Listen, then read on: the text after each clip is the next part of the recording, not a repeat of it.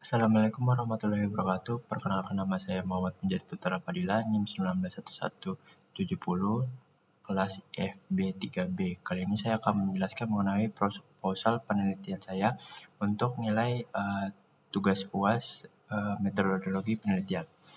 Untuk proposal penelitian saya sendiri memiliki judul yang bertema Sistem Pendukung Keputusan Pemilihan Gedung Pernikahan menggunakan metode Multi-Attribute Utility Theory atau bisa disingkat MAUT di wilayah Balikpapan.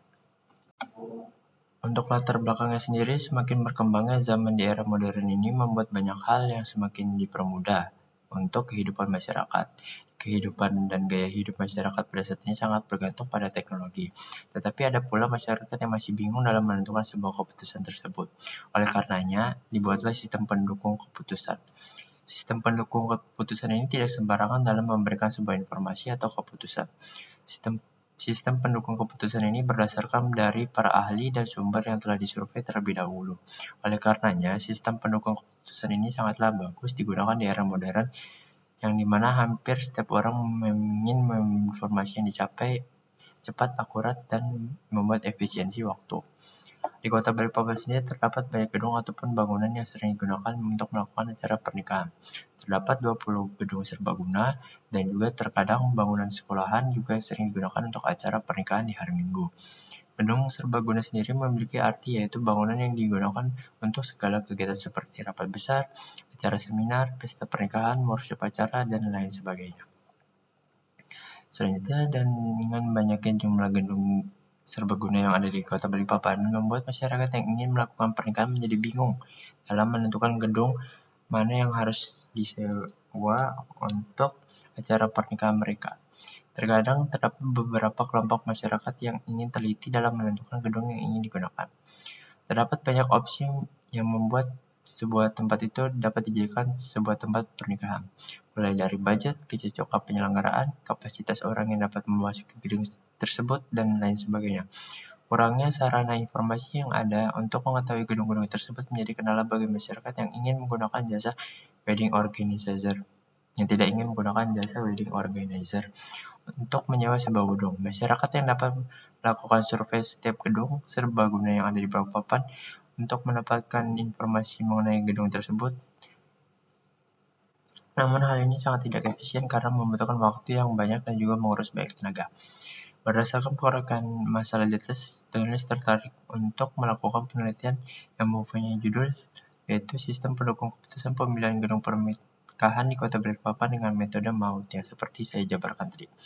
Untuk rumusan masalahnya sendiri yaitu sebagai berikut. Bagaimana efektivitas sistem pendukung keputusan ini di kalangan masyarakat? Yang kedua, bagaimana tanggapan masyarakat mengenai sistem pendukung keputusan pemilihan gedung pernikahan ini? Untuk batasan masalah sendiri, gedung yang digunakan tidak hanya gedung serbaguna, melainkan bisa gedung sekolah. Banyaknya bangunan yang sering digunakan untuk acara pernikahan membuat masyarakat bingung dalam menentukannya. Batasan penelitian ini hanya dilakukan di Kota Balikpapan. Untuk tujuan penelitiannya ini untuk memudahkan masyarakat dalam memilih gedung pernikahan tanpa menggunakan jasa wedding organizer. Yang kedua, agar gedung serbaguna mulai sering digunakan dan diperhatikan biaya perawatan dapat tertutupi dari hasil penyewaan gedung. Yang ketiga, sebagai salah satu syarat kelulusan mata kuliah proposal penelitian. Selanjutnya, manfaat dari penelitian ini yaitu masyarakat mulai mahir dalam menggunakan teknologi dan semakin peka terhadap perkembangan teknologi untuk mewujudkan Kota Balikpapan sebagai smart city. Untuk landasan teorinya sendiri, tinjauan pustaka yang saya gunakan yaitu ada pengertian dari sistem yang menurut dari Kristanto di tahun 2018, yang mana sistem adalah elemen-elemen yang saling berkaitan untuk memproses sebuah input yang ditujukan kepada sistem untuk mengolah masukan sampai menghasilkan output yang dituju. Selanjutnya, pengertian dari keputusan. Menurut dari Nugraha Ramansyah, sarjana komunikasi dan magister komunikasi, dan Salari Armata Lusinus, sarjana komunikasi di tahun 2021 sendiri, dia menjelaskan bahwa keputusan adalah pilihan dari beberapa alternatif penyelesaian masalah untuk menyelesaikan masalah tersebut. Yang selanjutnya, pengertian dari sistem pendukung keputusan sendiri. Sistem pendukung keputusan merupakan bagian dari sistem informasi yang berbasis komputer yang digunakan untuk mendukung sebuah pengambilan keputusan yang terdapat di dalam sebuah organisasi dan perusahaan yang bersifat semi-terstruktur yang bersifat spesifik. Terdapat beberapa pengertian sistem pendukung yang dikemukakan oleh para ahli. Menurut Chris Budi Adrianto dan Kusrini, di tahun 2017, sistem pendukung keputusan merupakan sistem yang menyediakan informasi yang berupa permodelan yang digunakan dalam membantu pengambil keputusan dalam situasi yang bersifat semi-terstruktur dan tidak struktur. Selanjutnya, menurut Pandi Barita Nauli Simangsong dan Sony Basigasinaga di tahun 2019, sistem pendukung keputusan dirancang agar dapat diimplementasikan dalam mendukung sebuah keputusan yang sudah disepakati dalam sebuah pemilihan suatu objek. Menurut Tony Limbong di tahun 2020, dia mengungkapkan bahwa sistem pendukung keputusan adalah sistem yang berbasis komputer yang digunakan untuk membantu pengambilan keputusan dengan memanfaatkan data dan model yang ada agar masalah yang bersifat tidak terstruktur dan semi-terstruktur dapat diselesaikan. Dari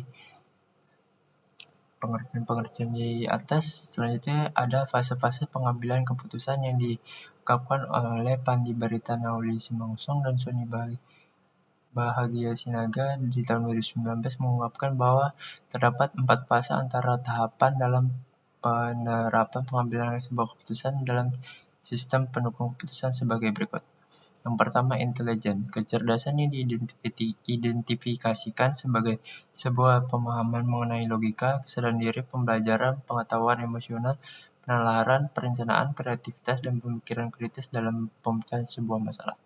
Yang kedua, desain. Spesifikasi untuk mengkonstruksi objek agar dapat diimplementasikan suatu kegiatan hasil dari rencana tersebut menjadi sebuah prototipe. Choice ini untuk menentukan sebuah pilihan dari berbagai aspek pencarian, evaluasi, dan penyelesaian yang sesuai dengan model yang telah dirancang.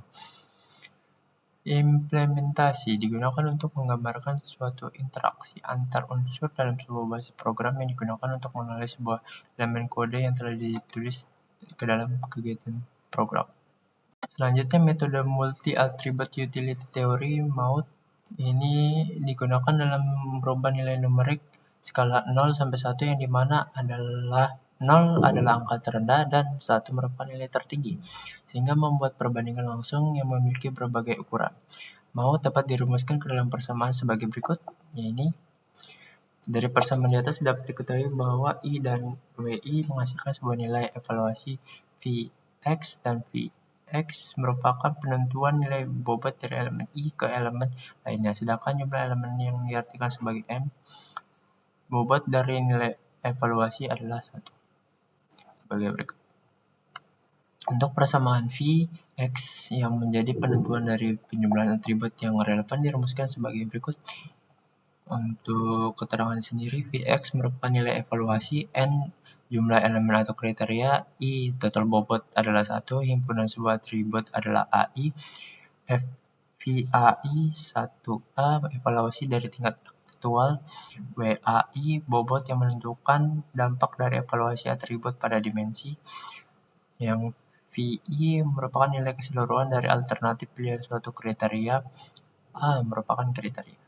Langkah-langkah yang menggunakan metode MAUT pada penelitian ini yaitu sebagai berikut, yang dimana A keputusan dipecah menjadi dimensi yang berbeda. Selanjutnya, bobot relatif ditentukan dari setiap masing-masing dimensi.